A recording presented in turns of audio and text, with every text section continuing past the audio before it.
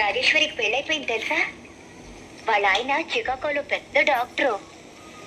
ఎల్లుండే వాళ్ళిద్దరూ ఇంచక్క అమెరికా వెళ్ళిపోతున్నారు. అక్కడే కాపురం కూడా పెడుతున్నారట. అదృష్టవంతురాలు.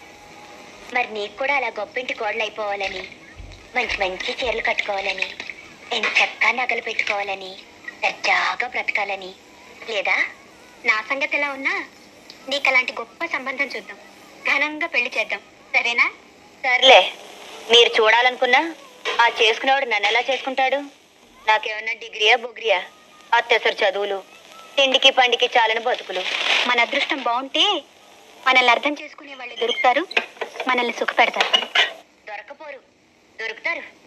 త్యాగరాజు గారి గుళ్ళో నిర్మాల్యం తీసే పూజారి నీకు, కూచిపూడి అగ్రహారంలో ఉన్నట్టు వంగం చేసేవాడు నాకు దొరుకుతారు. గంతకు దగ్గ బొంతలు. ఏమిటే ఇవాళ పెద్ద పెద్ద మాటలు మాట్లాడుతున్నావు?